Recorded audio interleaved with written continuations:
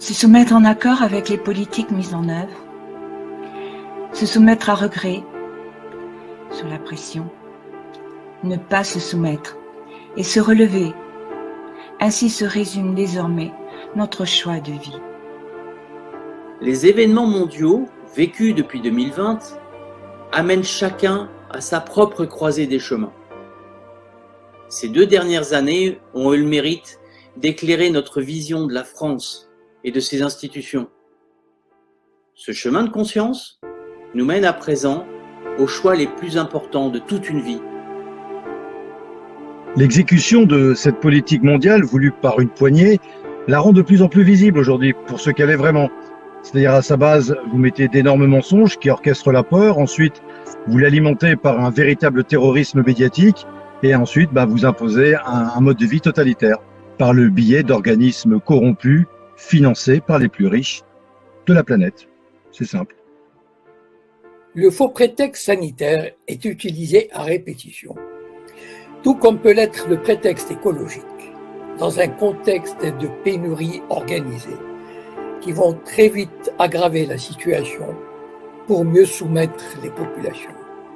Les niveaux de corruption, mais aussi d'incompétence des institutions, des milieux politiques, des milieux médicaux, de la presse subventionnée, ont permis jusque-là cette mascarade, face à un peuple médusé, hypnotisé par la propagande et diverses techniques d'ingénierie sociale, conduites sur des décennies. La révélation est brutale pour beaucoup d'entre nous.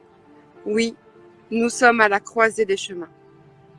Faire le grand écart entre la peur de dire non et la liberté de choix n'est plus possible.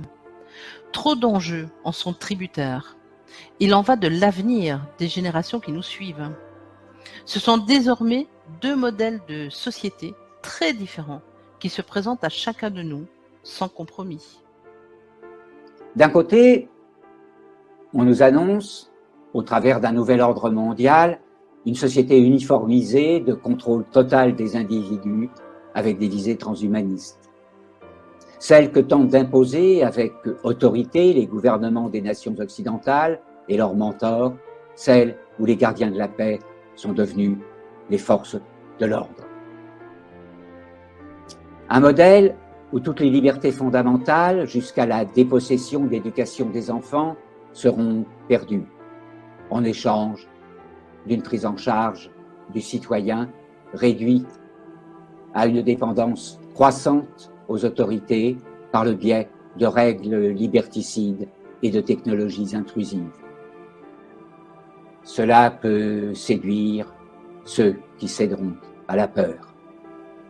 D'un autre côté, est possible une société humaine bienveillante, où les peuples se rapprochent et ne sont plus les jouets souffrants de pratiques et de guerres fomentées par de médiocres intérêts privés, où leurs différences s'associent dans le bien commun qu'est la terre dont ils assurent la pérennité, où la fraternité, l'éthique, l'intégrité, la dignité et le respect sont les fondements d'une société consciente.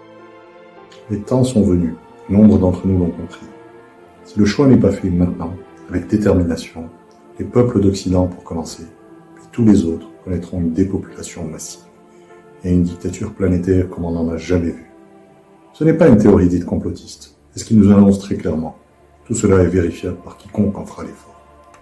La France, en tant que nation, et par nation il faut entendre un esprit, une langue, une culture, un patrimoine né de cet esprit, et non une couleur politicienne. La France, donc, a été littéralement démantelée par les pouvoirs successifs au fil des ans. L'excès du pouvoir présidentiel y est unique en Europe, et sa constitution est gravement violée depuis 2008. Une confusion croissante est entretenue sur ce que sont les valeurs de son peuple, à commencer par le devoir inné de protection des plus vulnérables, pour nos anciens et nos enfants, le respect entre hommes et femmes, entre adultes et mineurs, entre l'humain et les autres règnes vivants, entre l'homme et la terre qui l'accueille. Il faut porter le regard haut, car c'est à ce niveau et pas en dessous que se situe aujourd'hui notre décision la plus importante. Ne nous arrêtons pas aux détails dont les politiques, les médias et l'opposition contrôlée nous sature. Il n'y a aucun salut à ne regarder que le bout du doigt et non ce qu'il désigne. Allons-nous continuer à laisser grandir l'infamie jusqu'au point de non-retour? Ou allons-nous dire non, une fois pour toutes? Chacun va-t-il continuer à regarder ailleurs jusqu'à ce que l'ailleurs soit son présent et qu'il sera trop tard? Ou chacun va-t-il enfin prendre la pleine mesure de ses responsabilités? Il existe un peuple de France dont l'héritage inné ou acquis coule dans ses veines. Il est prêt désormais à se lever pour restaurer sa souveraineté et arrêter dans leur course folle les sociopathes qui veulent pour lui écrasement, dégénérescence, contrôle et soumission. Nous leur avons laissé trop longtemps, trop de pouvoir de nuire dans l'impunité de leurs actes. C'est à ce peuple-là que le grand appel est lancé. Il ne s'agit pas de se demander comment faire, car nous le savons.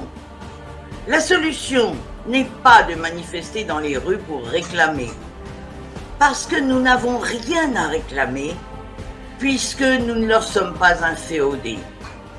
C'est un terrain qu'ils contrôlent, comme ils l'ont fait d'ailleurs avec la plus grande violence lors du long épisode des Gilets jaunes.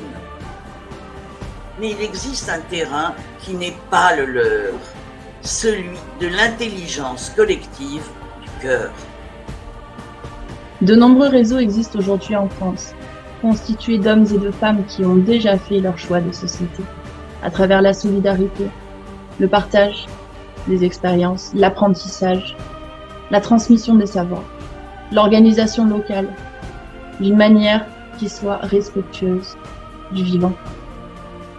L'ensemble couvre tout le territoire, ce qui signifie qu'il y a forcément quelque part, au niveau local, près de chez vous, au moins une de ces cellules de ce grand corps organique que beaucoup ont déjà rejoint.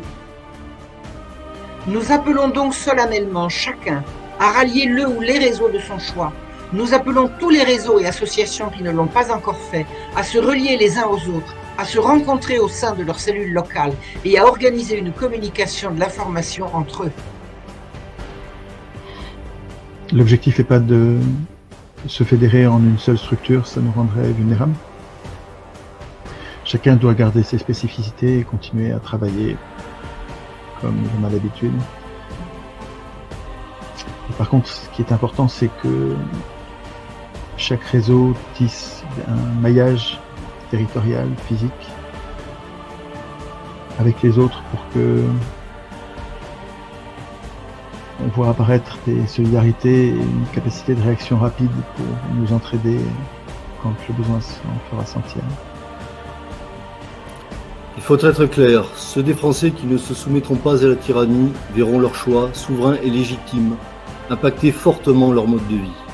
Ils subiront probablement des pressions et des mesures de rétorsion plus qu'il n'y en a déjà. Cela demande du courage et un renoncement provisoire à quelques conforts.